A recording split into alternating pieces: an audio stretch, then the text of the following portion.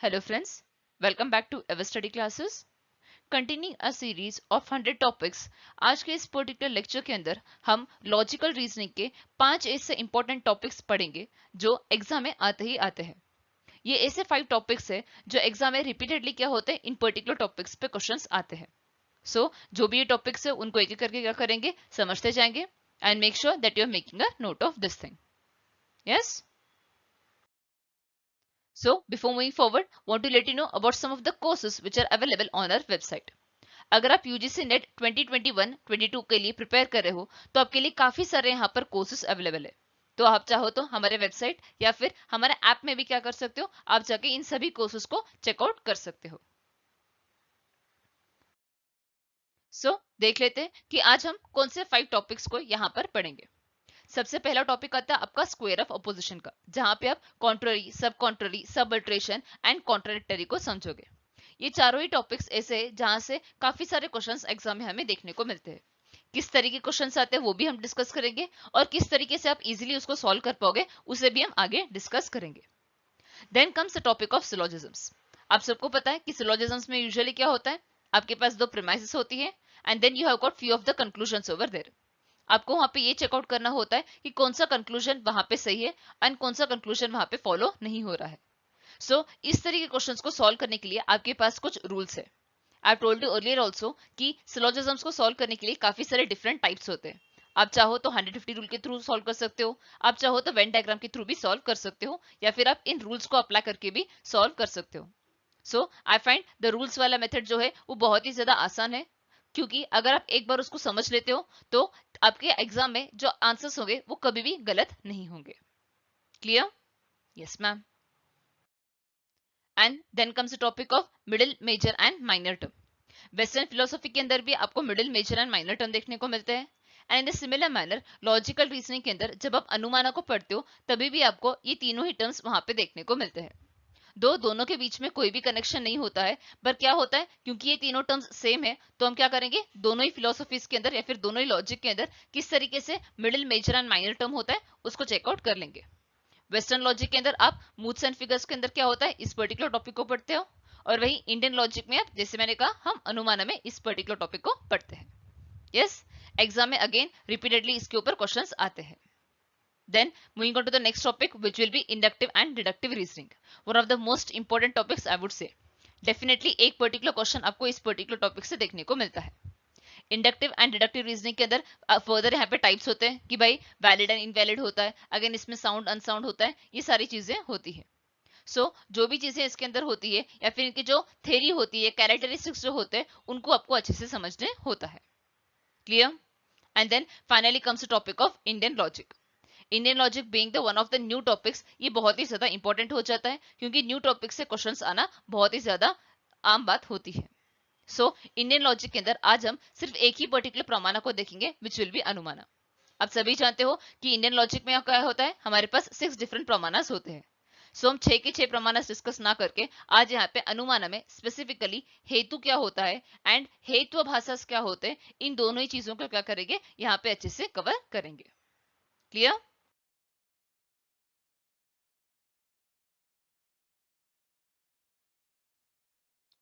चलिए स्टार्ट करते हैं आज का particular lecture. The first topic that we have got is the topic of square of opposition.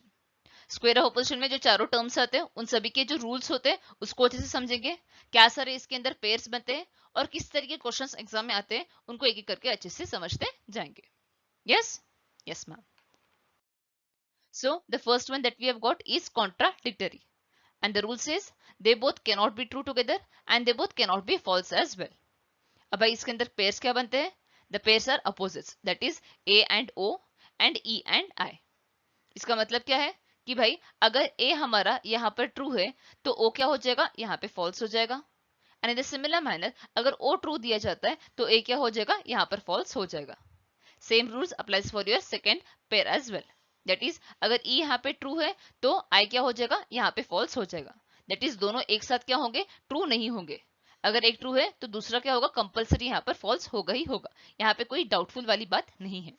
And in similar manner अगर आई यहाँ पे ट्रू है तो ई क्या हो जाएगा, यहाँ पे फॉल्स हो जाएगा। Yes, same thing goes vice versa as well.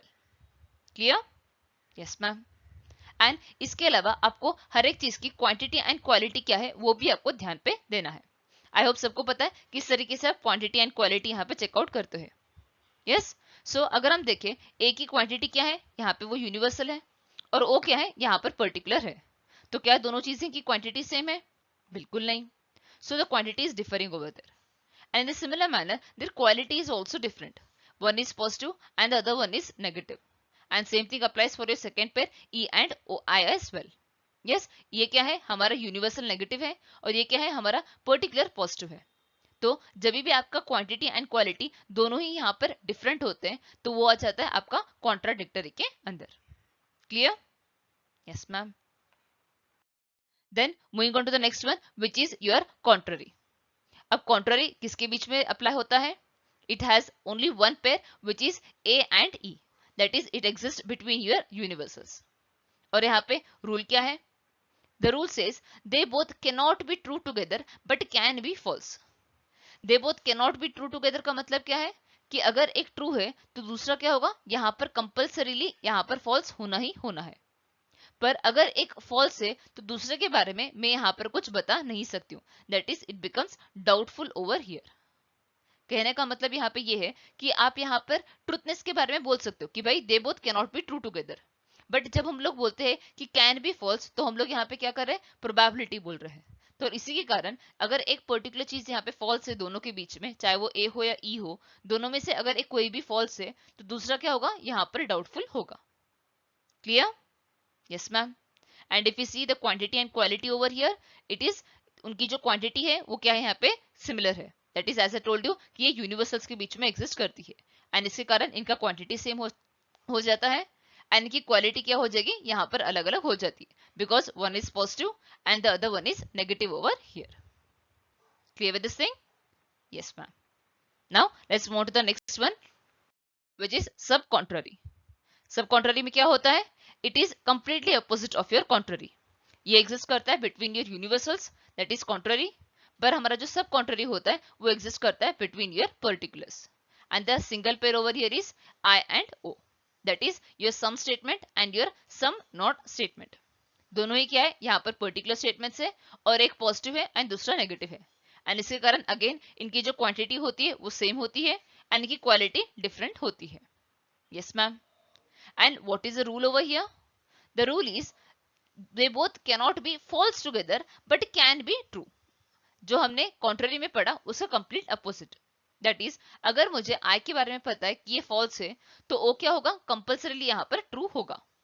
But I cannot say vice versa, that is मैं ट्रूथनेस के बारे में बोल नहीं सकती हूँ। अगर आई मेरा यहाँ पे ट्रू है तो दूसरा क्या हो जाएगा, यहाँ पर डाउटफुल हो जाएगा। Clear with this thing?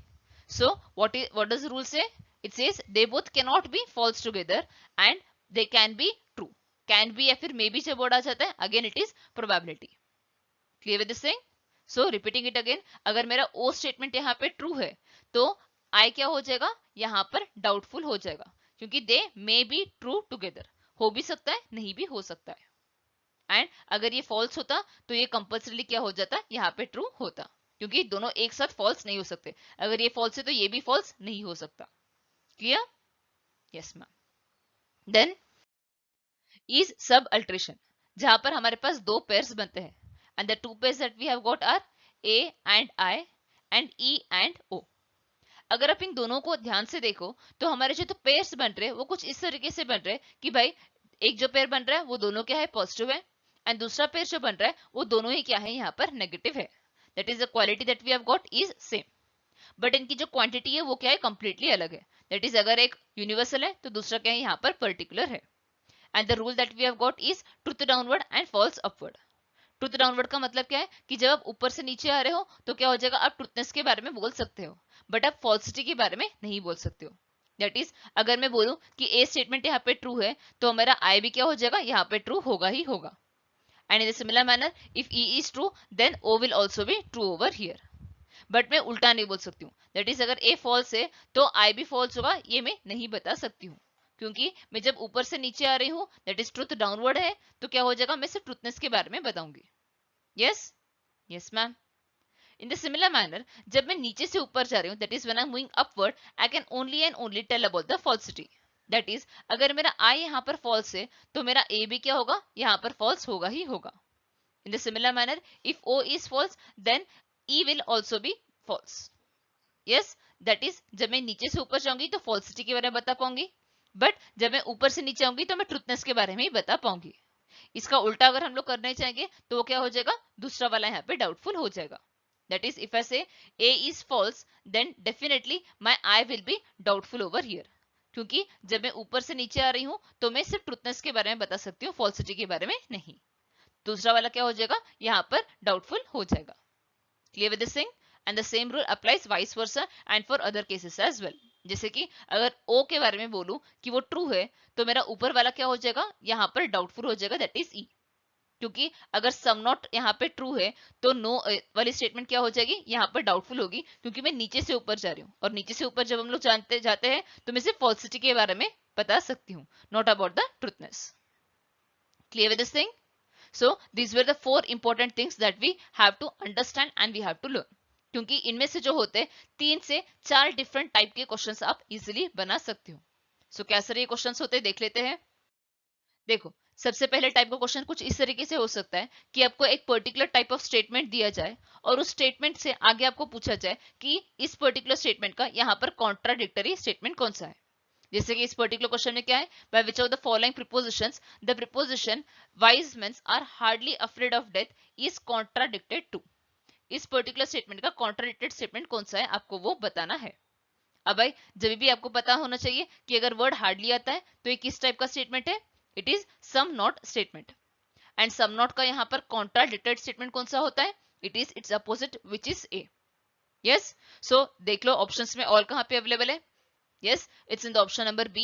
सो आपका आंसर क्या हो जाएगा, यहाँ पर बी हो जाएगा.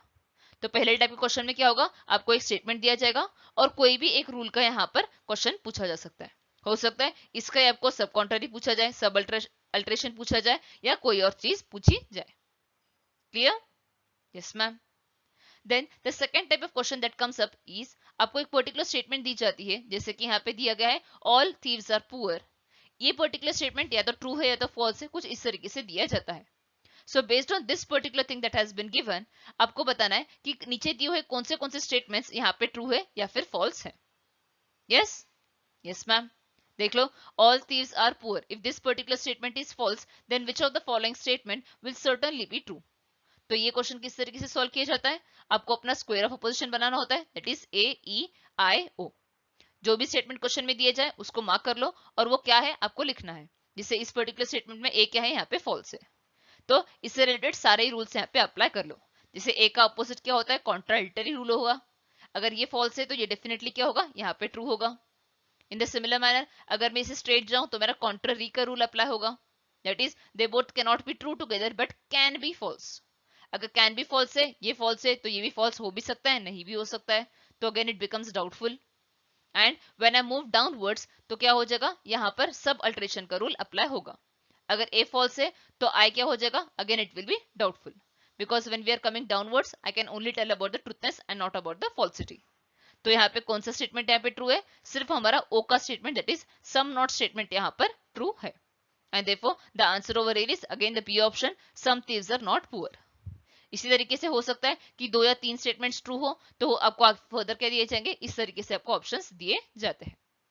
Clear? Then the third type of question that might come up in the exam is, आपको डायरेक्टली क्या दिया जाएगा, एक डेफिनेशन दी जाएगी और आपको आइडेंटिफाई करना होगा कि इस डेफिनेशन से रिलेटेड हमारे 2 स्टेटमेंट्स कौन कौन से हैं. जैसे कि इस पर्टिकुलर क्वेश्चन में दिया गया है, given below are 4 statements, among them 2 are related in such a way that they both can be true but cannot be false together. यानी दोनों एक साथ कभी भी फॉल्स तो नहीं हो सकते, बट हो सकता है कि वो ट्रू हो. तो ये किस तरीके का पेयर हो गया, ये होता है हमारे सब कॉन्ट्ररी का. And the pair that we have got over here is the particulars that is some and some not. Yes, so identify कर लो कि भाई दिए हुए 4 ऑप्शंस में से कौन सा यहाँ पे सही है. सम कहाँ पे है, हमारे बी ऑप्शन में, that is almost all honest people are do suffer. And honestly honest people hardly suffer, ये क्या है, हमारा सम नॉट का स्टेटमेंट है. And the pair that is right is B and C which is in the option number D. Yes, so exam में क्या होगा, या तो आपको डायरेक्टली पूछा जाएगा कि भाई इसका कॉन्ट्राडिक्टेड स्टेटमेंट कौन सा है, या फिर हो सकता है आपको एक पर्टिकुलर डेफिनेशन दी जाए और उस डेफिनेशन के बेसिस पे आपको पहले आइडेंटिफाई करना होगा कि कौन सा है, and then you will have to find the pair. Yes, in the similar manner आपको ये डेफिनेशन ना देके हो सकता है एग्जाम में आपको सिंपली बोला जाए कि भाई ऐसे दो पेयर्स आइडेंटिफाई करो जिनका क्वांटिटी यहाँ पे सेम है एंड क्वालिटी भी यहाँ पर सेम है। तो जो भी वहां पे पेयर बनेगा वो चीज आपको वहां पे फाइंड करके आंसर लिखना होता है। दोनों सेम का ऐसा कोई भी पेयर नहीं बनता है, तो हो सकता है आपको पूछा जाए दोनों की क्वांटिटी एंड क्वालिटी डिफरेंट है या फिर क्वांटिटी सेम है पर क्वालिटी अलग है।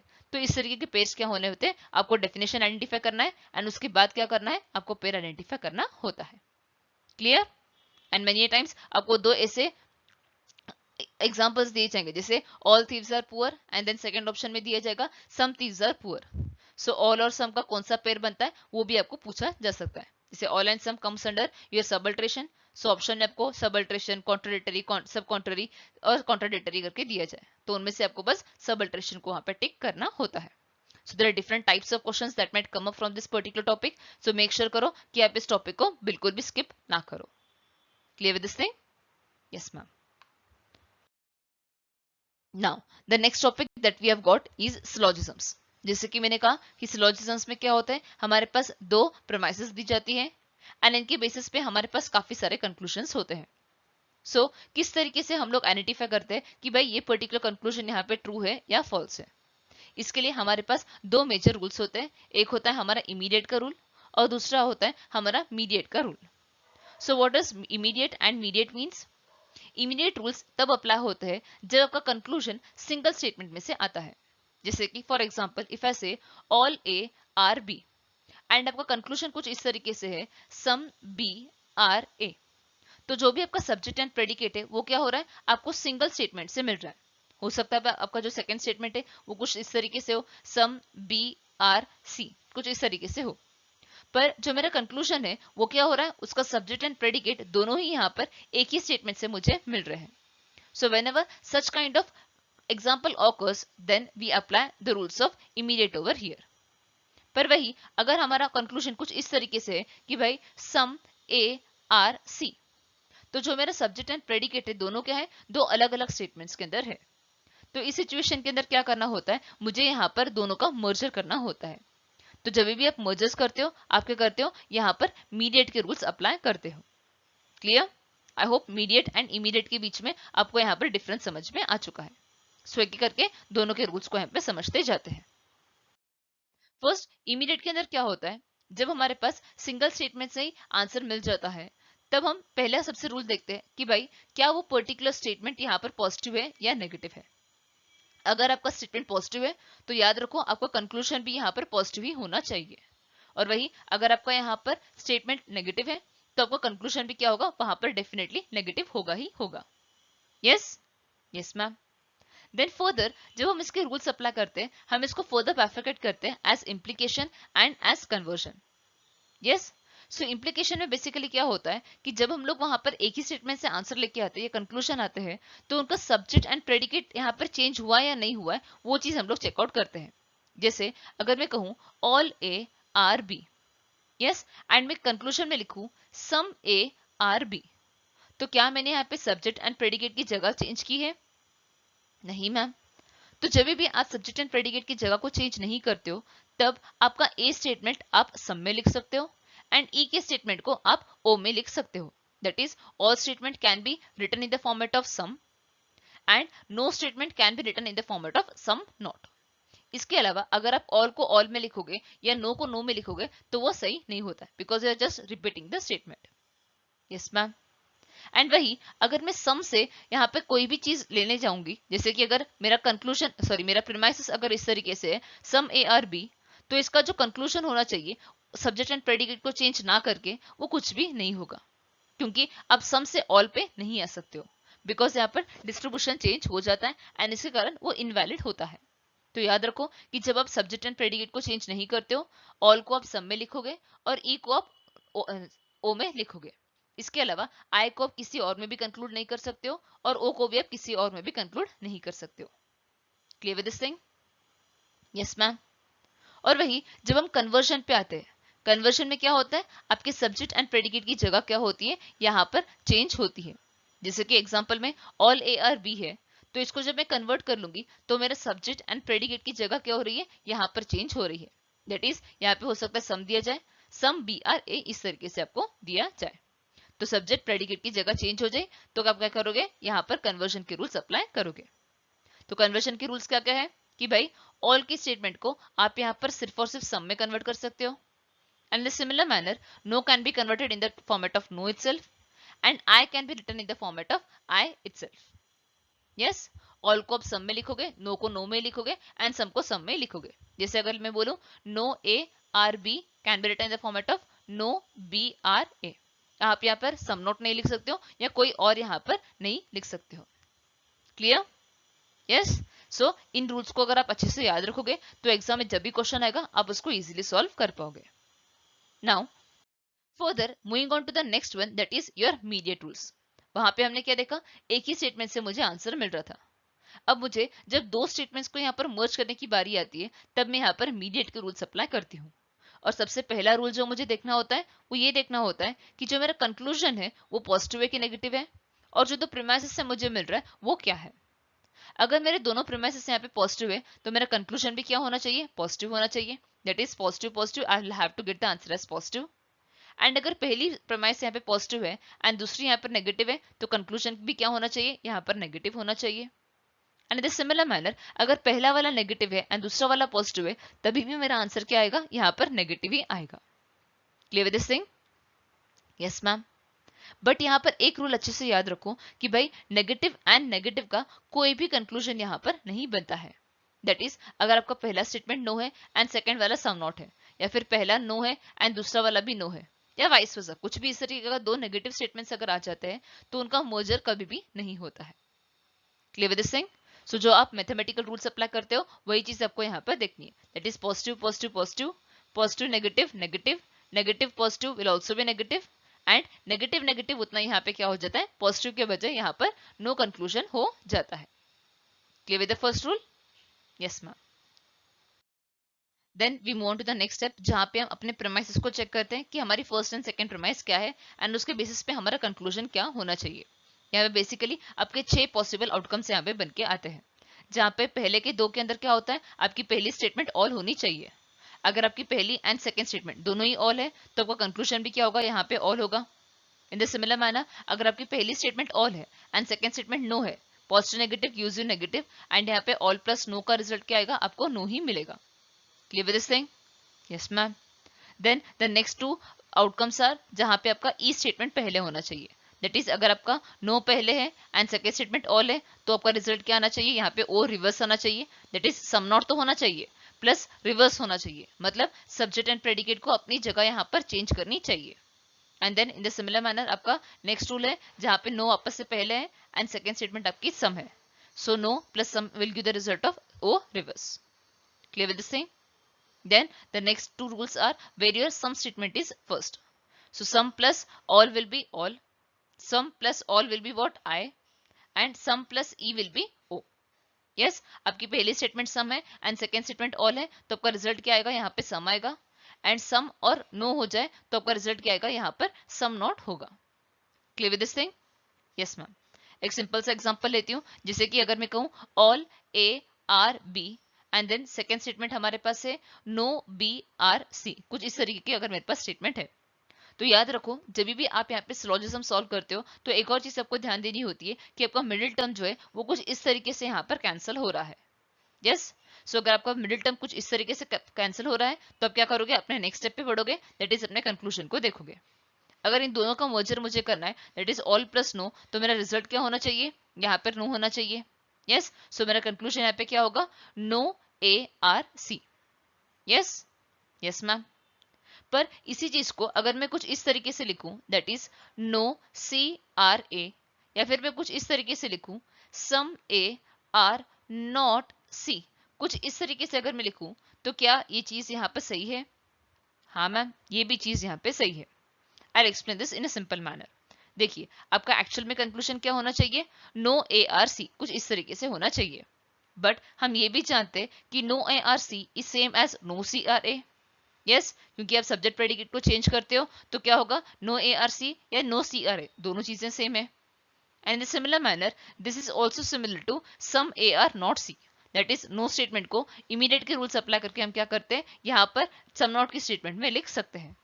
तो इसी चीज को आप यहाँ पर कन्वर्जन या फिर इमीडिएट के रूल्स अप्लाई करके कुछ इस तरीके से भी लिख सकते हो। सो एग्जाम में अगर आपके प्रीमाइसेस ये है और आपके कंक्लूजन इन तीनों में से कौन सा भी क्यों ना हो, तो भी क्या होगा, तीनों ही क्या होंगे, यहाँ पर सही होंगे। Clear with this thing? Yes ma'am.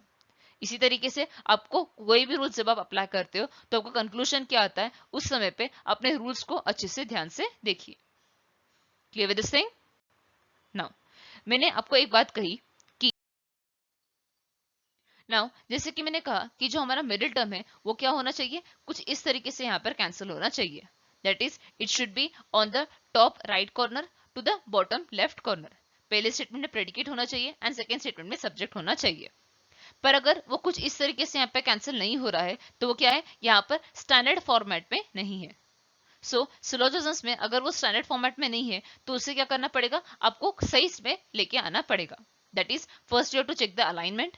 If it is in the right alignment then well and good, and if it is not in this manner then what we have to do, सबसे पहले आप क्या करोगे, उनके order को change करोगे। That is अगर आपकी पहली स्टेटमेंट ऑल है एंड दूसरी स्टेटमेंट नो है तो आप क्या करोगे, ऑर्डर को चेंज करके देखोगे, नो को ऊपर लेके जाओगे, ऑल को नीचे लेके आओगे। अगर उससे कम बन जाता है, दैट इज आपका सब्जेक्ट, आपका जो मिडिल टर्म है वो करेक्टली यहाँ पे कैंसिल हो रहा है, तो आप क्या करोगे, फर्दर अपने कंक्लूजन पे मूव करोगे। पर फिर भी अगर वो यहाँ पे इस तरीके से कैंसिल नहीं हो रहा है, जैसे कि अगर मैं यहाँ पे लिखूं नो ए आर बी और सेकेंड स्टेटमेंट लिखूं ऑल ए आर सी, तो जो टर्म रिपीट हो रहा है that is your middle term, तो वो क्या है, यहाँ पे सही से कट हो रहा है? नहीं मैम। तो आपने अगर इसको यहाँ पर ऑर्डर चेंज कर लिया, इस फर्स्ट स्टेप को अगर आपने फॉलो कर लिया तभी भी क्या हुआ, यहाँ पे सही से हो रहा है? नहीं मैम। तो इसके बाद आप क्या करोगे, अपने नेक्स्ट स्टेप पे बढ़ोगे जहां पे आप कन्वर्ट करोगे स्टेटमेंट्स को। किस बेसिस पे? On the basis of I E A. That is अपने दोनों ही प्रेमाइसेस के अंदर चेक करो कि क्या आपके पास सम की स्टेटमेंट है। इस पर्टिकुलर एग्जांपल में तो नहीं है मैम। अगर सम होता तो पहले हम क्या करते हैं, अपने सम की स्टेटमेंट को कन्वर्ट करते हैं। पर अगर सम नहीं है तो फर्दर आप क्या करोगे, अपनी नो की स्टेटमेंट को ढूंढोगे। अब इस पर्टिकुलर एग्जांपल में मेरे पास नो की स्टेटमेंट है, तो मैं क्या कर लूंगी, यहाँ पे नो ए आर बी को क्या लिख कर लूंगी, यहाँ पे नो बी आर ए लिख लूंगी। Yes yes ma'am. क्या होगा, ए आर बी को हम क्या लिख सकते हैं, नो बी आर ए लिख सकते हैं, एंड अपनी सेकेंड स्टेटमेंट को एज इट इज लिख लूंगी, that is all A are C. तो क्या यहाँ पे आपका मिडिल टर्म सही से कट हो रहा है? Yes ma'am. सो इस तरीके से करके आप क्या कर सकते हो, आप अपने कंक्लूजन पे आ सकते हो। आप चाहो तो ऑर्डर चेंज करने के बाद आईईए रूल अप्लाई कर सकते हो, या बिना ऑर्डर चेंज करके भी आईईए रूल अप्लाई कर सकते हो, वाइस वर्सा भी कर सकते हो। दोनों सिचुएशंस में सिचुएशन के बेसिस पे क्या करोगे, आप दोनों रूल्स को या कोई भी एक रूल को अप्लाई करके स्टैंडर्ड फॉर्मेट में लेके आओगे, और फिर ही क्या करोगे, जो हमने रूल्स पढ़े ए प्लस ई प्लस ए, उसको वहां पे अप्लाई करोगे। Clear with this thing? Yes ma'am. I hope सबको यहाँ पे सिलोजिज्म्स में किस तरीके के क्वेश्चंस को हमें सॉल्व करना पड़ता है वो क्लियरली यहाँ पे समझ में आ चुका है। Yes yes ma'am. Now moving on to the next topic which will be major, minor and middle term. ये वेस्टर्न एंड इंडियन फिलोसफी दोनों में अलग अलग तरीके से होता है। पहले चेक करते हैं अपने वेस्टर्न फिलोसफी के हिसाब से, वेस्टर्न लॉजिक के हिसाब से, जो होता है आपके मूड्स एंड फिगर्स टॉपिक के अंदर। आई होप आप सबको पता है किस तरीके से आप मूड एंड फिगर को यहाँ पे आइडेंटिफाई करते हो। For mood, what you will do? You will see what kind of statement your is. Basically moods and figures में आपके पास तीन स्टेटमेंट्स होती है, जहां पे पहली दो होती है आपकी premises and the third one is your conclusion. अगर आपकी पहली प्रेमाइस है ऑल की स्टेटमेंट एंड आपकी सेकंड प्रेमाइस है यहाँ पे नो की स्टेटमेंट, एंड अगर आपका कंक्लूजन यहाँ पे सम नॉट है तो आपका मूड क्या बन जाएगा, यहाँ पर ए ई ओ बन जाएगा। Yes yes ma'am. तो भाई किस तरीके से आप अपने major, minor and middle term को आइडेंटिफाई करोगे? For this we have got these three statements. So इसकी हेल्प से क्या करेंगे, इन तीनों चीजों को यहाँ पे समझेंगे। What is major term? Major term is something which is the predicate of your conclusion and this thing needs to be present in your first premise. Basically जो हम लोग यहाँ पे middle, major and minor term को समझेंगे, इसी के साथ ही साथ हम अपने मूड्स एंड फिगर्स में स्टैंडर्ड फॉर्मेट किस तरीके से होता है वो भी यहाँ पे चेकआउट कर लेते हैं। यस सो मेजर टर्म क्या होना चाहिए, मेजर टर्म आपके प्रेडिकेट होना चाहिए आपके कंक्लूजन का, और ये पर्टिकुलर चीज आपके पहले स्टेटमेंट के अंदर होनी चाहिए, वो चाहे सब्जेक्ट हो या प्रेडिकेट हो, कहीं पर भी प्रेजेंट हो सकता है। Yes ma'am. Then the subject of your conclusion, जो भी आपका सब्जेक्ट होता है कंक्लूजन का, वो क्या होता है, वो होता है आपका माइनर टर्म, और वो प्रेजेंट होना चाहिए आपके सेकेंड प्रीमाइसिस के अंदर। Clear with this thing? यहाँ पे डॉग्स है और यहाँ पर भी डॉग्स है, तो डॉग्स क्या है, हमारा माइनर टर्म यहाँ पर है। Clear? And then what is middle term? Middle term is something which is present only and only in your premises. वो कहीं पर भी आपके कंक्लूजन में यहाँ पर दिखता नहीं है। यस, जैसे कि आप यहाँ पे देख पा रहे हो, mammals and mammals, this particular thing is present only and only in your premises. ये कहीं पर भी आपको कंक्लूजन में नहीं दिख रहा है। Clear with this thing?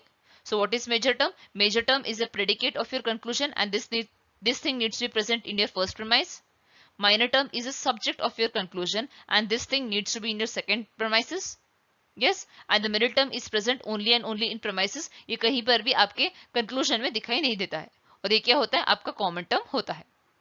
Now, once you identified all the three things, you have also noticed that कि भाई जो हमारे तीनों terms होते हैं वो क्या होते हैं, यहाँ पर दो दो बार repeat होते हैं।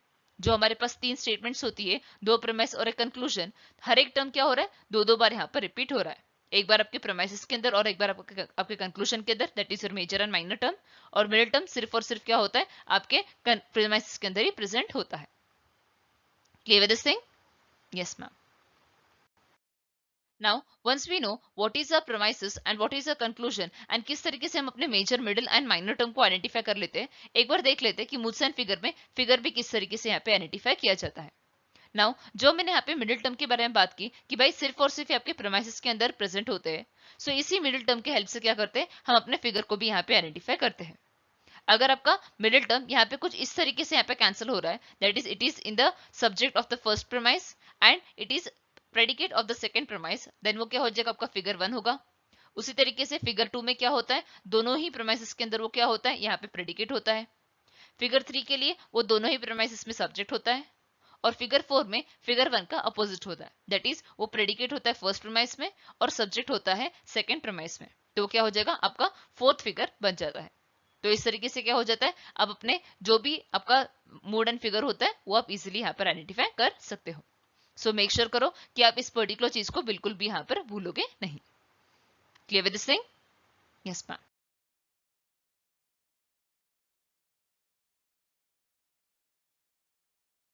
Now moving on to the next topic, जहां पे हम middle, major and minor term को पढ़ेंगे अंडर अवर इंडियन लॉजिक। अब भाई इंडियन लॉजिक में किस तरीके से आपका middle, major and minor term present होता है, एक बार याद रखो कि भाई जो भी हम ये तीन टर्म्स पढ़ रहे हैं उनका संबंध यानी वेस्टर्न फिलोसॉफी में कंप्लीटली अलग है और इंडियन फिलोसॉफी में कंप्लीटली अलग तरीके से दिया हुआ है। ये कहीं पर भी एक दूसरे से इंटर रिलेटेड नहीं है। Clear with this thing?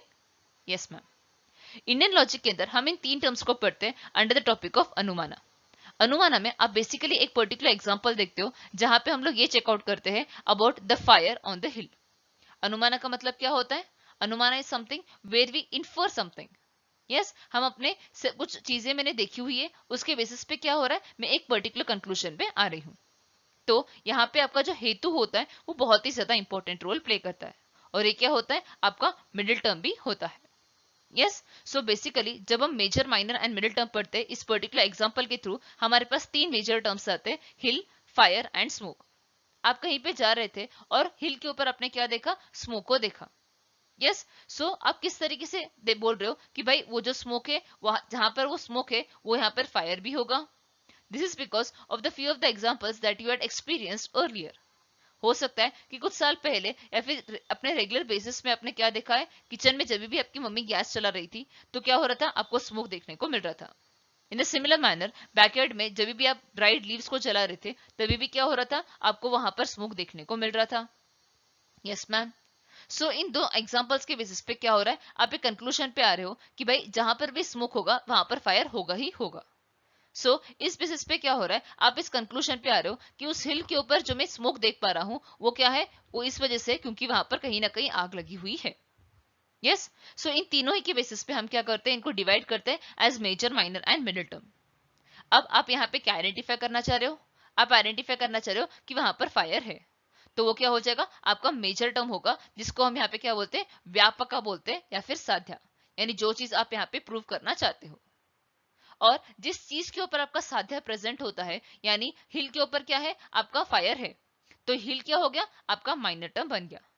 जिसके ऊपर आपका फायर एग्जिस्ट करता है या फिर जिसके ऊपर आपका मेजर टर्म या फिर साध्य एग्जिस्ट करता है, उस चीज को हम क्या बोलते हैं, यहाँ पर माइनर टर्म बोलते हैं, जिसको हम व्याप्या भी बोलते हैं, which is nothing but the पक्ष।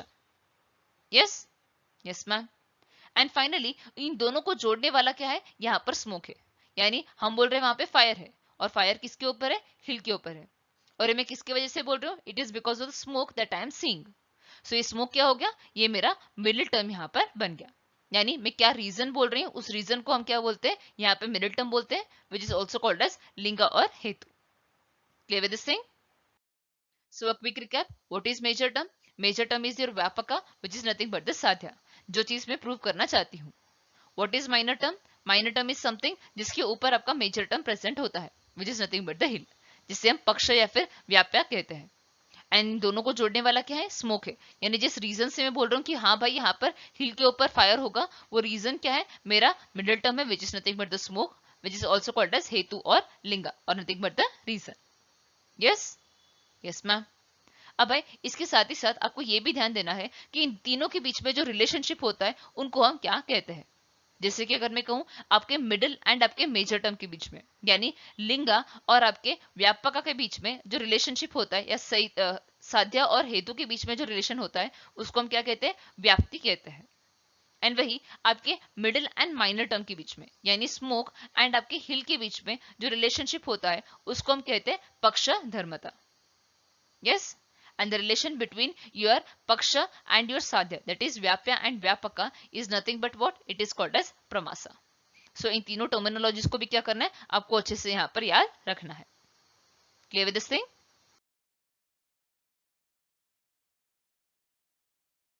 Moving on to the next topic, which will be deductive and inductive reasoning. एक आर्ग्यूमेंट को बेसिकली हम बैफिकेट करते हैं as deductive and inductive reasoning. Deductive एक ऐसा आर्ग्यूमेंट होता है जहां पे आपका जो कंक्लूजन होता है वो अपने प्रेमाइसेस को कंपल्सरीली या फिर नेसेसरीली फॉलो करता है।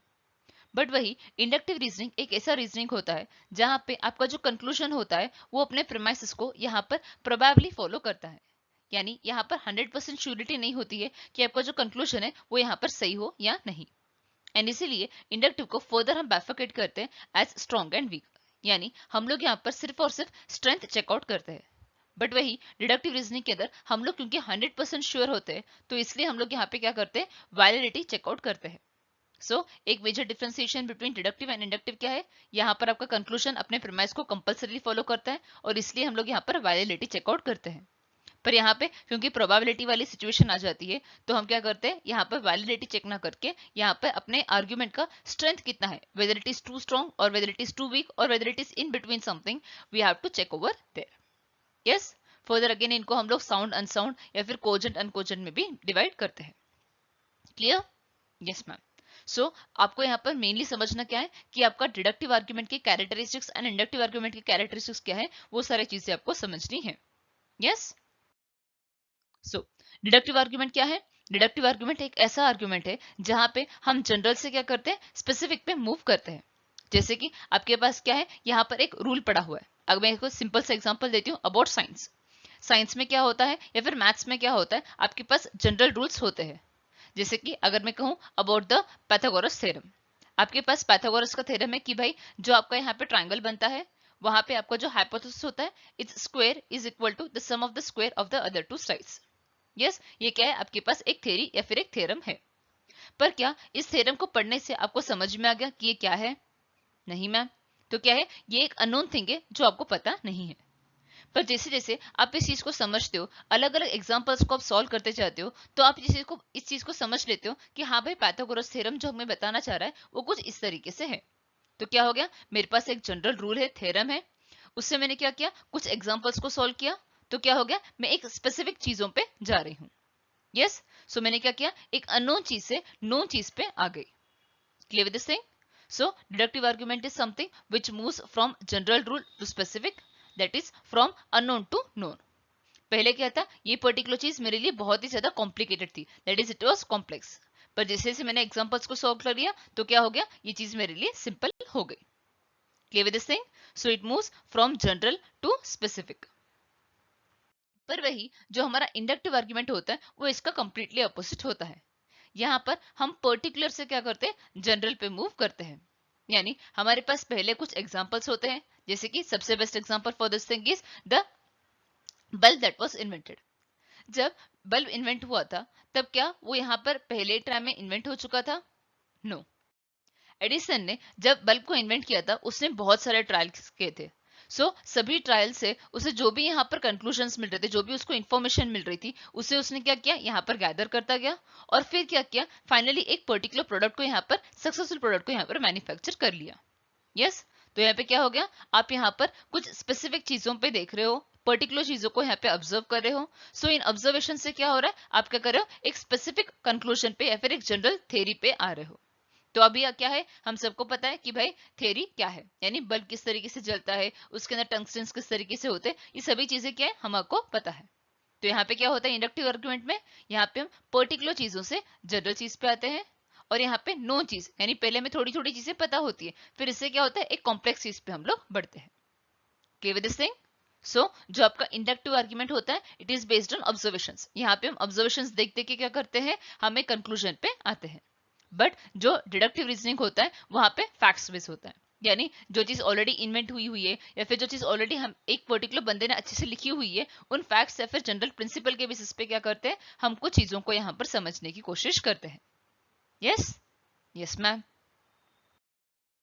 अब क्योंकि डिडक्टिव रीजनिंग के अंदर हम क्या करते हैं, जनरल से स्पेसिफिक मूव करते हैं, यानी हम लोग फैक्ट्स के बेसिस पे क्या करते हैं, अपने कुछ एग्जांपल्स को सॉल्व करते हैं, फिर उनके बेसिस पे हम क्या करते हैं, नॉलेज को गेन करते हैं। तो ये क्या हो गया, फैक्ट्स जो होते हैं वो क्या होते हैं, यहाँ पर 100% प्रूव्ड होते हैं। यस, जो पाइथागोरस का थ्योरम है वो क्या है, यहाँ पर पता है हमें कि वो सही होगा, यहाँ पे कोई एरर नहीं है। इसलिए हम लोग क्या कहते हैं कि जो हमारा डिडक्टिव आर्गुमेंट होता है वो क्या करता है, अपने कंक्लूजन्स को यहाँ पर, अपने प्रेमाइसिस को सॉरी, यहाँ पर नेसेसरीली या फिर certainly, absolutely, definitely, conclusively, must be या फिर नेसेसरीली क्या करेगा, वो फॉलो करेगा ही करेगा अपने कंक्लूजन को, अपने प्रेमाइसिस को। Yes, so the conclusion will follow its premise. Yes, ये जितने भी वर्ड्स मैंने कहे ये आपके अल्टरनेट नेम से for deductive argument. Yes, basically जो भी हम सिलोजिज्म्स के अंदर पढ़ रहे हैं, you can take syllogisms as a part of your deductive argument. Yes ma'am. But वही जब हम इंडक्टिव आर्गुमेंट में आते हैं, जैसे कि मैंने कहा कि यहाँ पे जो रिजल्ट्स होते हैं वो क्या होते हैं, 100% श्योर नहीं होते, क्योंकि यहाँ पे जो चीजें होती है वो बेस्ड होती है ऑब्जर्वेशंस के ऊपर। तो ये ऑब्जर्वेशंस यहाँ पर 100% ट्रू हो ये जरूरी नहीं है। जैसे से आप ऑब्जर्व करते गए, जैसे से उसने बल्ब इन्वेंट करता गया, उसको नॉलेज मिलती गई, बट फाइनली वो क्या हो गया, वो एक सक्सेस भी मिल गया। बट ये चीज क्या है, यहाँ पर हमेशा सही हो वो जरूरी नहीं होता है। तो जो भी न्यू डिस्कवरीज होती है वो हम क्या करते हैं, बेसिकली इंडक्टिव आर्गुमेंट के अंदर उसको क्लासिफाई करते हैं। Clear with this thing? And over here we use the main word as probability. यहाँ पे हम प्रोबेबिलिटी देखते हैं, हाँ भाई ये चीज इस तरीके से हो सकती है, इस तरीके से नहीं हो सकती है। एंड यहाँ पे हम लोग स्ट्रेंथ चेकआउट करते हैं, वेदर इट इज स्ट्रॉन्ग और weak, whether it is better और वर्स्ट। क्लियर? Yes ma'am. पर वही जो हमारा इंडक्टिव आर्गुमेंट होता है वो इसका कंप्लीटली अपोजिट होता है। यहाँ पर हम पर्टिकुलर से क्या करते हैं, जनरल पे मूव करते हैं, यानी हमारे पास पहले कुछ एग्जांपल्स होते हैं, जैसे कि सबसे best example for this thing is the bulb that was invented. जब बल्ब इन्वेंट हुआ था तब क्या वो यहाँ पर पहले ट्राई में इन्वेंट हो चुका था? नो। एडिसन ने जब बल्ब को इन्वेंट किया था उसने बहुत सारे ट्रायल्स किए थे। सभी ट्रायल से उसे जो भी यहाँ पर कंक्लूजन्स मिल रहे थे, जो भी उसको इन्फॉर्मेशन मिल रही थी, उसे उसने क्या किया, यहाँ पर गैदर करता गया और फिर क्या किया, फाइनली एक पर्टिकुलर प्रोडक्ट को यहाँ पर, सक्सेसफुल प्रोडक्ट को यहाँ पर मैन्युफैक्चर कर लिया। यस, तो यहाँ पे क्या हो गया, आप यहाँ पर कुछ स्पेसिफिक चीजों पे देख रहे हो, पर्टिकुलर चीजों को यहाँ पे ऑब्जर्व कर रहे हो। इन ऑब्जर्वेशन से क्या हो रहा है, आप क्या कर रहे हो, एक स्पेसिफिक कंक्लूजन पे या फिर एक जनरल थ्योरी पे आ रहे हो। तो अभी क्या है, हम सबको पता है कि भाई थ्योरी क्या है, यानी बल्ब किस तरीके से जलता है, उसके अंदर टंगस्टन किस तरीके से होते हैं, ये सभी चीजें क्या है हमको पता है। तो यहाँ पे क्या होता है इंडक्टिव आर्गुमेंट में, यहाँ पे हम पर्टिकुलर चीजों से जनरल चीज पे आते हैं, और यहाँ पे नो चीज, यानी पहले में थोड़ी थोड़ी चीजें पता होती है, फिर इससे क्या होता है एक कॉम्प्लेक्स चीज पे हम लोग बढ़ते हैं। Clear with this thing? जो आपका इंडक्टिव आर्गुमेंट होता है, it is based on observations. यहाँ पे हम ऑब्जर्वेशंस देखते के क्या करते हैं, हम एक कंक्लूजन पे आते हैं। बट जो डिडक्टिव रीजनिंग होता है वहां पे फैक्ट्स बेस होता है, यानी जो चीज ऑलरेडी इन्वेंट हुई हुई है या फिर जो चीज ऑलरेडी हम एक पर्टिकुलर बंदे ने अच्छे से लिखी हुई है, उन फैक्ट्स या फिर जनरल प्रिंसिपल के बेसिस पे क्या करते हैं, हम कुछ चीजों को यहाँ पर समझने की कोशिश करते हैं। Yes, yes ma'am. पर वही जो हमारा इंडक्टिव आर्ग्यूमेंट होता है वो इसका कंप्लीटली अपोजिट होता है। यहाँ पर हम पर्टिकुलर से क्या करते हैं, जनरल पे मूव करते हैं। यानी हमारे पास पहले कुछ एग्जांपल्स होते हैं, जैसे कि सबसे best example for this thing is the bulb that was invented. जब बल्ब इन्वेंट हुआ था तब क्या वो यहाँ पर पहले ट्राई में इन्वेंट हो चुका था? नो। एडिसन ने जब बल्ब को इन्वेंट किया था उसने बहुत सारे ट्रायल्स किए थे। सभी ट्रायल से उसे जो भी यहाँ पर कंक्लूजन्स मिल रहे थे, जो भी उसको इन्फॉर्मेशन मिल रही थी, उसे उसने क्या किया, यहाँ पर गैदर करता गया और फिर क्या किया, फाइनली एक पर्टिकुलर प्रोडक्ट को यहाँ पर, सक्सेसफुल प्रोडक्ट को यहाँ पर मैन्युफैक्चर कर लिया। यस, तो यहाँ पे क्या हो गया, आप यहाँ पर कुछ स्पेसिफिक चीजों पे देख रहे हो, पर्टिकुलर चीजों को यहाँ पे ऑब्जर्व कर रहे हो। इन ऑब्जर्वेशन से क्या हो रहा है, आप क्या कर रहे हो, एक स्पेसिफिक कंक्लूजन पे या फिर एक जनरल थ्योरी पे आ रहे हो। तो अभी क्या है, हम सबको पता है कि भाई थ्योरी क्या है, यानी बल्ब किस तरीके से जलता है, उसके अंदर टंगस्टन किस तरीके से होते हैं, ये सभी चीजें क्या है हमको पता है। तो यहाँ पे क्या होता है इंडक्टिव आर्गुमेंट में, यहाँ पे हम पर्टिकुलर चीजों से जनरल चीज पे आते हैं, और यहाँ पे नो चीज, यानी पहले में थोड़ी थोड़ी चीजें पता होती है, फिर इससे क्या होता है एक कॉम्प्लेक्स चीज पे हम लोग बढ़ते हैं। Clear with this thing? जो आपका इंडक्टिव आर्गुमेंट होता है, it is based on observations. यहाँ पे हम ऑब्जर्वेशंस देख देख के क्या करते हैं, हम एक कंक्लूजन पे आते हैं। बट जो डिडक्टिव रीजनिंग होता है वहां पे फैक्ट्स बेस होता है, यानी जो चीज ऑलरेडी इन्वेंट हुई हुई है या फिर जो चीज ऑलरेडी हम एक पर्टिकुलर बंदे ने अच्छे से लिखी हुई है, उन फैक्ट्स या फिर जनरल प्रिंसिपल के बेसिस पे क्या करते हैं, हम कुछ चीजों को यहाँ पर समझने की कोशिश करते हैं। Yes, yes ma'am. Now as said earlier, deductive argument के अंदर हम लोग यहाँ पर वैलिडिटी चेकआउट करते हैं, एंड इसलिए इसको फर्दर हम डिवाइड करते हैं वैलिड एंड इनवैलिड। कब ये वैलिड होता है, कब ये इनवैलिड होता है, कब ये इसके अंदर जो साउंड अनसाउंड वाली चीज आती है वो किस तरीके से होती है, उसे चेकआउट कर लेते हैं। बेसिकली डिडक्टिव आर्ग्यूमेंट के अंदर जितने भी हमारे केसेस बनते हैं उनमें से सिर्फ एक ही ऐसा केस होता है जो इनवैलिड एंड अनसाउंड होता है। और कौन सा वो केस है कि हमारे प्रेमाइसेस ट्रू होने के बावजूद अगर हम बोल रहे हैं हमारा कंक्लूजन फॉल्स है, तो इस पर्टिकुलर केस में हम क्या करें, गलत चीज करें, that is this particular argument will be invalid over here. And जब भी ये इनवैलिड होता है वो क्या हो जाएगा, यहाँ पर अनसाउंड भी होगा। Clear with this thing? Yes ma'am. अब इस पर्टिकुलर चीज को छोड़ के बाकी के जितने भी पॉसिबल केसेस होते हैं सभी क्या होंगे, हमारे वैलिड के केस के अंदर आते हैं, और उनमें से साउंड सिर्फ एक ही केस बनता है, which is true true true. That is आपके प्रेमाइसेस ट्रू है एंड आपका कंक्लूजन भी ट्रू है, ये पर्टिकुलर चीज क्या हो जाती है, ये आपकी वैलिड एंड साउंड होती है। और बाकी के जितने भी केसेस होते हैं दो वो वैलिड होते हैं पर वो साउंड के बजाय अनसाउंड होते हैं। जैसे कि you can take any other cases like true false false, या फिर फॉल्स फॉल्स फॉल्स, या फॉल्स फॉल्स आपके प्रीमाइसेस से फिर भी आपका कंक्लूजन ट्रू है। तो इन दोनों ही केसेस को छोड़ के true true true which is valid plus sound, and true true false which is invalid plus unsound, इन दो केसेस को छोड़ के बाकी के जितने भी केसेस होंगे वो क्या होंगे, आपके वैलिड के साथ क्या होंगे, अनसाउंड होंगे। Clear with this thing? Yes ma'am. And यही सेम चीज आपके इंडक्टिव रीजनिंग के अंदर भी एप्लीकेबल होती है। जैसे कि आपका वीक प्लस अनकोजेंट कौन सा होगा, it will be true true false. And आपका साउंड स्ट्रॉन्ग एंड कोजेंट कौन सा होगा, it will be true true true. पर आपका अनकोजेंट के अंदर क्या होंगे, बाकी के सारे केसेस आएंगे, बट याद रखिए वो क्या होंगे, स्ट्रॉन्ग के अंदर भी आएंगे। यस, जैसे कि ट्रू फॉल्स फॉल्स या फिर फॉल्स फॉल्स ट्रू, तो ये सारे केसेस क्या होंगे, आपके स्ट्रॉन्ग प्लस अनकोजेंट के अंदर आ जाएंगे। Clear with this thing? Deductive argument में हम क्या कहते हैं, here your conclusion will follow the premises compulsorily, यहाँ पे ये प्रोबेबली होता है। प्रोबेबली में हम लोग यहाँ पे स्ट्रेंथ चेकआउट करते हैं, तो स्ट्रेंथ में हम फर्दर क्या देखते हैं, स्ट्रॉन्ग में कोजेंट एंड अनकोजेंट आता है, एंड वीक क्या होता है, वो अनकोजेंट ही होता है। Clear with this thing? And यहाँ पे वैलिड इनवैलिड में आपका साउंड एंड अनसाउंड होता है, और आपका इनवैलिड जो होता है वो अनसाउंड भी होता है। Clear with this thing? Yes ma'am. Exam में हो सकता है सबसे पहली बार जो क्वेश्चन इस पर्टिकुलर टॉपिक से आते हैं वो होता है कैरेक्टरिस्टिक्स ऑफ डिडक्टिव आर्ग्यूमेंट के ऊपर। जो भी हमने पीछे कैरेक्टरिस्टिक्स पढ़े उनके ऊपर एक तो क्वेश्चन आ जाएगा, या फिर इसके अलावा वैलिड इनवैलिड या फिर साउंड अनसाउंड कब होता है, किस पर्टिकुलर केस के अंदर होता है, ये पर्टिकुलर चीज भी हो सकता है आपको एग्जाम में पूछी जाए। Clear with this thing? Now moving on to the next topic जो हमारा बहुत ही ज्यादा इंपॉर्टेंट है, which is from the topic of Indian logic. Indian logic में जैसे कि मैंने कहा कि हमारे पास 6 डिफरेंट टाइप्स ऑफ प्रमाणस है। 6 के 6 प्रमाणस कुछ भी कर लो आपको अच्छे से एक बार पढ़ना है ही है। जो भी हमारे प्रमाणास है उसके अंदर जो भी उनके संस्कृत ट्रांसलेशन है उसके अंदर जो भी आप पार्टीशंस देखोगे, जैसे कि हमारा जो फर्स्ट प्रमाण है प्रत्यक्ष, प्रत्यक्ष को फर्दर हम लोग डिवाइड करते हैं as direct and indirect perception, ordinary extraordinary perceptions, वो सब चीजों को आपको अच्छे से अंडरस्टैंड करना है। उसी तरीके से अनुमाना बोलो, उपमाना बोलो, अनुपलब्धि बोलो, सभी चीजों में जो भी चीजें आप थेरोटिकली पढ़ोगे एक बार अच्छे से उसके नोट्स बना लो और रेगुलरली उसको पढ़ते रहो, तभी क्या होगा, आप इस इंडियन लॉजिक को अच्छे से वहां पर कवर कर पाओगे। आज के इस पर्टिकुलर सेशन के अंदर हम सिर्फ अनुमान के अंदर जो हमारा हेतु होता है उसको यहाँ पर कॉन्सेंट्रेट करेंगे। एज सेड, अनुमाना क्या होता है? Anumana is nothing but the inference और the meaning along some other thing. मैंने ऑलरेडी आपको एग्जांपल एक्सप्लेन किया हुआ है about the fire, smoke and hill.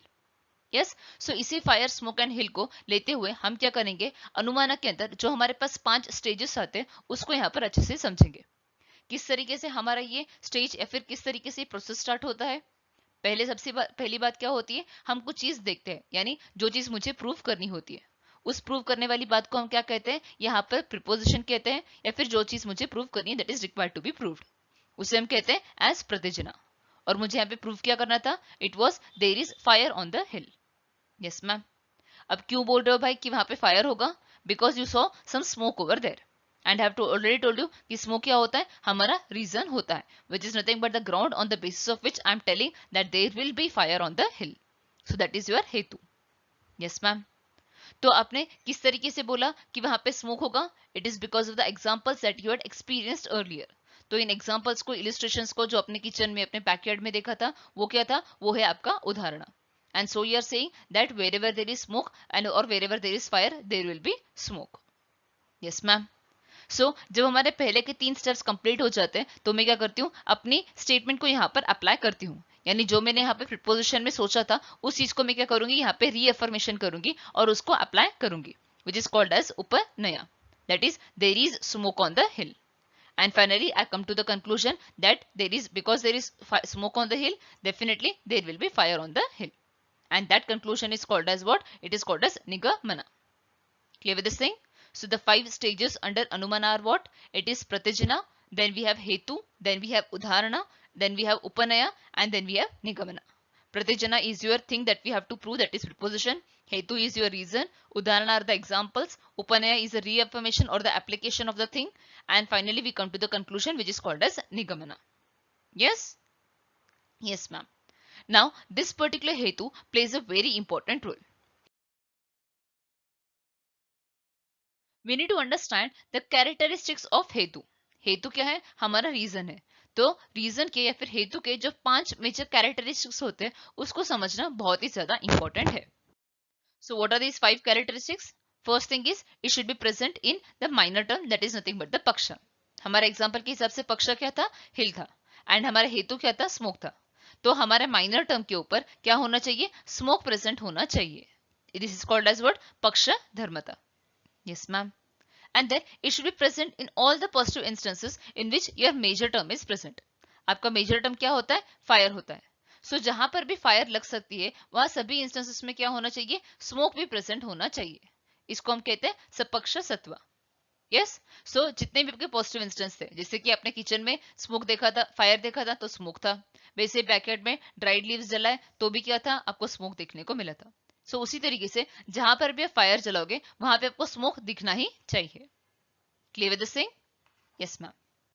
Then जितने भी हमारे नेगेटिव इंस्टेंस होते हैं, सभी नेगेटिव इंस्टेंस में क्या होना चाहिए, आपका जो हेतु होता है वो एब्सेंट होना चाहिए।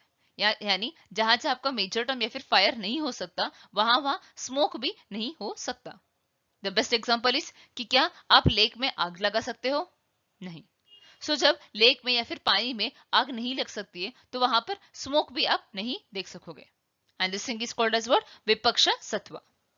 Clear? Yes ma'am. And then it must be non incompatible with the minor term. आपके माइनर टर्म के साथ क्या होना चाहिए, ये नॉन इनकम्पैटिबल होना चाहिए, यानी वो यहाँ पर नहीं प्रूव कर सकता about the coolness of the fire. जैसे फायर कूल हो जाती है तभी भी कई बार क्या होता है, वहां पे हमें थोड़ा बहुत स्मोक देखने को मिलता है। तो ये अबाधित वाली चीज यहाँ पर नहीं होनी चाहिए। Yes. And finally it must be qualified by the absence of contradiction reasons which leads to the contradictory conclusion.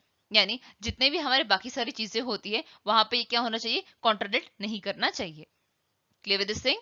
जैसे कि एग्जांपल के तौर पे हम लोग ले, the fact of being caused should not be proved और used to prove the eternity of the sound, यानी इसको हम लोग क्या कहते हैं, अविरुद्ध कहते हैं। दैट इज जितने भी हमारे अदर सोर्स ऑफ नॉलेज होती है उनके साथ क्या होना चाहिए, ये कहीं पर भी कॉन्ट्राडिक्ट नहीं करना चाहिए। हमारा हेतु दूसरे हेतु को यहाँ पर कॉन्ट्राडिक्ट नहीं कर सकता, इसे हम कहते हैं अविरुद्ध। Clear with this thing? Yes ma'am. So these were the 5 major characteristics of हेतु that you need to understand very importantly। क्योंकि एग्जाम में हो सकता है इनमें से किसी भी एक पर्टिकुलर कैरेक्टरिस्टिक्स पे क्वेश्चन आ जाए, या फिर पांचों कैरेक्टरिस्टिक्स में से आपको दिया जाए कि भाई इसमें से सही कौन सा है, गलत कौन सा है, बताइए। Clear with this thing? Yes ma'am.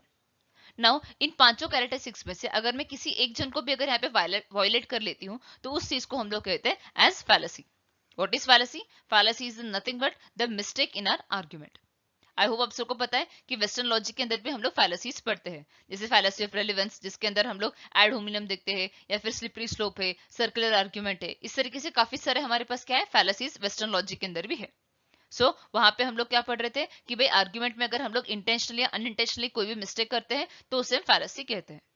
उसी तरीके से अगर हम अपने हेतु या फिर रीजन के अंदर कोई भी अगर मिस्टेक करते हैं या इन पांचों कैरेक्टरिस्टिक्स में से किसी भी एक में यहाँ पे वायलेशन करते हैं तो उस चीज को भी हम क्या कहते हैं, यहाँ पे फैलेसी कहते हैं, जिसको हम लोग यहाँ पे नाम देते हैं एज हेतु भाषा। यानी अपने हेतु में कोई भी यहाँ पर गलती करना, जिसको हम हेतु भाषा कहते हैं। Clear with this thing? So जिसे हमारे पास 5 कैरेक्टरिस्टिक्स है तो वैसे हमारे पास 5 हेतु भाषा यहाँ पर अवेलेबल है। तो क्या क्या यहाँ पे फैलेसीज होती है, एक एक करके उनको समझते जाते हैं। The first one that we have got is असिद्ध, which is nothing but the unproven हेतु। जब आपका हेतु ही यहाँ पे अच्छे से प्रूव नहीं है या फिर आपका हेतु में ही कुछ ना कुछ गलती है तो वो क्या हो जाएगा, यहाँ पर असिद्ध कहलाएगा। इसको हम पक्षधर्मता भी कहते हैं। नाउ इसके अंदर हमारे पास 3 डिफरेंट हेत्वाभाषस आते हैं। सबसे पहला है हमारा आश्रय सिद्ध, wherein if the minor term itself is unreal. अगर आपका पक्ष ही यहाँ पे क्या है, यहाँ पर गलत है तो वो क्या हो जाएगा, आपका फैलेसी कहलाएगा। This is because there cannot be locus in the hetu.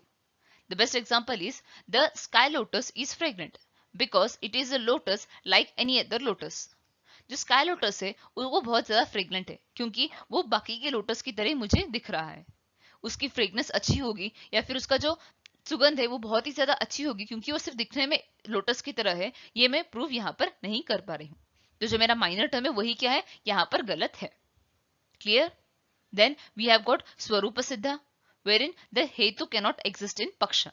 यानी हेतु क्या है, पक्ष के अंदर हो ही नहीं सकता है यहाँ पे। The example over here is sound is quality because it is visible। क्या आप साउंड को यहाँ पर देख सकते हो? बिल्कुल नहीं। तो क्या हो गया, आपका जो हेतु है वो आपके पक्ष के अंदर यहाँ पे प्रेजेंट हो ही नहीं पा रहा है। And finally the last one that we have got is vyapak siddh. Vyapak siddh is nothing but the conditional hetu. हम जब भी हेतु को लेते हैं तो हेतु के अंदर ये कंडीशनल वाली चीज नहीं होनी चाहिए। हमेशा हेतु क्या होता है, अनकंडीशनल होता है। सो wherever there is smoke, wherever there is fire, there is smoke. The presence of smoke is due to the wet fuel। कई बार क्या होता है कि जो वेट फ्यूल होता है वहां पर भी आपको स्मोक देखने को मिलता है। तो क्या हो गया, यहाँ पर कंडीशन के हिसाब से हम क्या कर रहे हैं, यहाँ पर अपने हेतु को प्रूव करने की कोशिश कर रहे हैं, जो यहाँ पर बिल्कुल भी गलत है। Clear with this thing? So this was the first fallacy, which is the asiddha. Then the next one that we have got is sabya abhichara, which is nothing but the fallacy of irregular middle। जब आपका हेतु जो आपका middle term होता है वही अगर irregular हो जाता है तो उसे हम सभ्य अभिचारा कहते हैं। अगेन इसके अंदर हमारे पास 3 कैटेगराइजेशंस आती है। सबसे पहला है हमारे पास साधारणा, वेरिन योर हेतु इज टू वाइड। यानी वो आपके पॉजिटिव एंड नेगेटिव दोनों इंस्टेंस के अंदर, यानी सपक्ष एंड विपक्ष दोनों ही के अंदर क्या हो रहा है, वो प्रेजेंट हो रहा है। यानी फायर इज प्रेजेंट जहां पे स्मोक इज प्रेजेंट, जहां पर भी फायर होगा, और स्मोक इज प्रेजेंट जहां पे फायर नहीं होगा। क्या ये चीज सही है? नहीं मैम, विपक्ष के अंदर हमारा जो हेतु है वो प्रेजेंट नहीं होना चाहिए। Clear? So this is the best example कि भाई जहां पे फायर नहीं होगा वहां पे हेतु भी नहीं होना चाहिए। पर ये चीज क्या बोल रही है, साधारण क्या बोल रहा है कि भाई वो विपक्ष के अंदर भी प्रेजेंट है, and therefore it is what, it is a fallacy over here. And then we have got asadharan. असाधारण का मतलब क्या कि हमारा जो हेतु है वो बहुत ही ज्यादा नैरो है। कि वो यहाँ पे पक्ष के अंदर तो है, यानी माइनर टर्म के अंदर तो है, पर वो क्या है, यहाँ पर सपक्ष एंड विपक्ष दोनों के अंदर ही क्या है, एब्सेंट है। यानी आपके सारे ही पॉजिटिव इंस्टेंस में भी नहीं है एंड नेगेटिव इंस्टेंस में भी नहीं है। पर अगेन ये चीज क्या है, यहाँ पर गलत है, क्योंकि सपक्ष में क्या होना चाहिए, यानी जितने भी हमारे पॉजिटिव इंस्टेंस है वहां पे हमारा हेतु प्रेजेंट होना ही चाहिए। Clear with this thing? तो sound is eternal because it is audible, ये क्या हो गया, क्योंकि सिर्फ हम उसको सुन पा रहे हैं इसलिए वो इटर्नल है, ये चीज सही नहीं है। Clear with this thing? Then the next one that we have got is Anupasamhari, wherein the hetu is non-exclusive over here. यानी इस पर्टिकुलर सिचुएशन में क्या होता है, जहां पर भी आपका फायर नहीं होता है वहां पर भी आपका हेतु यानी आपका स्मोक वहां पे प्रेजेंट होता है। The best example to explain this is, कई बार जब हम लोग पार्टीज वगैरह में देखते हैं एक स्मोक वहां पे इजेक्ट होता है, तो जब भी वो स्मोक इजेक्ट होता है क्या वो फायर के कारण होता है? बिल्कुल नहीं। सो नॉन एक्सक्लूसिव का मतलब यहाँ पे ये है कि फायर ना होते हुए भी अगर मुझे स्मोक देखने को मिलता है तो उन सिचुएशंस को हम लोग क्या बोलते हैं, यहाँ पे फैलेसी बोलते हैं। Clear? So over here the hetu is all exclusive and leaves nothing by the way of sapaksha और vipaksha. Clear with this thing? In the similar manner, we have got one more example which says all things are non-eternal because they are knowable. Clear with this thing? Next. The next one that we have got is Sat Pratipaksha. Over here, the hetu is contradicted by another hetu. यहाँ पे एक हेतु दूसरे हेतु को क्या कर रहा है, यहाँ पर कॉन्ट्राडिक्ट कर रहा है। इसका मतलब यहाँ पे ये है कि ये एक पर्टिकुलर ऐसा एग्जांपल होता है जहां पर हमारे पास दो रीजंस होते हैं, तो जब भी ये दोनों रीजंस यहाँ पर इक्वली फोर्स देते हैं और इसके कारण क्या होता है, कोई भी यहाँ पर फॉलो नहीं करता है। जैसे कि sound is eternal because it is audible, and then we are saying sound is non eternal because it is produced. अब देखो यहाँ पे जो हम लोग ऑडिबल बोल रहे हैं वो क्या है, यहाँ पर कॉन्ट्राडिक्ट कर रहा है अपने नेक्स्ट वर्ड को विच इज प्रोड्यूस्ड। अब भाई क्या होता है, दोनों ही सिचुएशंस क्या कर रहे हैं, यहाँ पर इक्वल फोर्स यहाँ पर डाल रहे हैं, एंड जिसके कारण दोनों ही जो हमारे पास एग्जांपल्स है या फिर दोनों ही जो हमारी स्टेटमेंट्स है वो क्या हो रही है, यहाँ पर फॉल्स हो जा रही है। Clear with this thing? So जब एक हेतु दूसरे हेतु को यहाँ पर कॉन्ट्राडिक्ट करता है तो उस पर्टिकुलर फैलेसी को हम लोग क्या कहते हैं, सत प्रतिपक्ष कहते हैं। Yes? Then the next one is Bhadita. Bhadita is nothing but when another proof as a perception definitely contradicts or disproves the middle term. यहाँ पे क्या होता है कि भाई जहाँ जो हमारे पास अलग अलग टाइप्स ऑफ प्रमाणास है, हमारा अनुमाना छोड़ के बाकी के जितने भी हमारे पास प्रूफ्स है, जैसे कि परसेप्शन बोलो या फिर कंपैरिजन बोलो, तो जब बाकी के जो हमारे प्रमाणास है उनमें से कोई भी आके यहाँ पे अगर मेरे हेतु को यहाँ पे कॉन्ट्राडिक्ट करता है और मेरे मिडिल टर्म को यहाँ पे डिस्प्रूव कर लेता है तो उस पर्टिकुलर फैलेसी को हम लोग यहाँ पर बाधित कहते हैं। यस? अबाधित हमने पढ़ा था, तो उसका ऑपोजिट यहाँ पे क्या है, बाधित है। So fire is cold because it is a substance. क्या यहाँ पे फायर कोल्ड हो सकता है? नहीं। Yes? And the last one that we have got is viruddh. Now what is viruddh? Viruddh is something where instead of proving something we are trying to prove its opposite। यानी मुझे actually यहाँ पर प्रूव करना है that sound is eternal. What is eternal? Eternal मतलब क्या, कि जो चीज कभी भी यहाँ पर मरती नहीं है। यस? और उसका रीजन मैं क्या बोल रही हूँ, बिकॉज इट इज प्रोड्यूस्ड। मुझे एक्चुअली प्रूव करना है कि वो इटर्नल है, पर जो मैं रीजन दे रही हूँ वो क्या हो रहा है, उसके अपोजिट को यहाँ पर प्रूव कर रहा है। जो भी चीज प्रोड्यूस होती है क्या वो यहाँ पर मरती नहीं है? Yes ma'am. यानी अगर कोई भी मैनमेड, प्रोड्यूस का मतलब क्या होता है कि भाई वो मैनमेड होगा, तो जो भी चीज हम लोग आज प्रोड्यूस करेंगे वो एक ना एक दिन क्या होगी, वहां पर डिस्ट्रॉय होगी ही होगी। So something that is produced can not be eternal. So जो मैं यहाँ पे रीजन दे रही हूँ वो क्या है, यहाँ पर नॉन इटर्नल का रीजन दे रही हूँ। So viruddha is something where I am trying to prove the opposite and therefore it becomes a fallacy over here. Clear? So जितने भी हमने यहाँ पर 5 काइंड ऑफ फैलेसीज पढ़ी है, सारे के सारे 5 काइंड ऑफ फैलेसीज बहुत ही ज्यादा इंपॉर्टेंट है। सो मेक श्योर करो कि इनके जो भी नेम है और उनका जो भी मीनिंग है उन सभी को आप अच्छे से यहाँ पर याद रखोगे along with its examples as well. Yes? So with this we come to the end of our today's session. I hope आप सबके लिए ये पर्टिकुलर लेक्चर हेल्पफुल रहा होगा। आज के लेक्चर में हमने लॉजिकल रीजनिंग के 5 ऐसे टॉपिक्स लिए जिसके ऊपर एग्जाम में क्वेश्चंस आते ही आते हैं।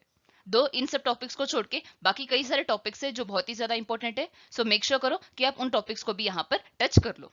जैसे कि प्रमाणास के अंदर हमारे पास काफी सारे अलग अलग प्रमाणास भी है, उन सबको भी आपको अच्छे से पढ़ना है। इन द सिमिलर मैनर जो हमने इंडक्टिव डिडक्टिव पढ़ा उसको तो आपको अच्छे से पढ़ना ही पढ़ना है, बट उसके साथ ही साथ जो अलग अलग टाइप के डेफिनेशंस होते हैं उनके ऊपर भी क्या हो सकता है, एग्जाम में क्वेश्चन आ सकता है। Yes? So if you like this particular video, do press this thumbs up and do share this with your friends, ताकि उन सबको भी इससे हेल्पफुल हो। Do subscribe to our channel and press the bell icon, ताकि next time जब भी हम लोग इस तरीके के हेल्पफुल वीडियोस डालें तो आप आराम से आपको यहाँ पर नोटिफिकेशन मिल जाए। For more details, you can visit our website that is www.everstudy.co.in and हमारा फ्री ऐप जो है वहां पर भी आप उसको डाउनलोड कर सकते हो। आज के लेक्चर की जो पीडीएफ है वो आपको टेलीग्राम चैनल पे मिल जाएगी and you can even reach us at the email और through the mobile number that has been given over here. With this, I sign off from today's session. Take care, happy learning, thank you, have a nice day.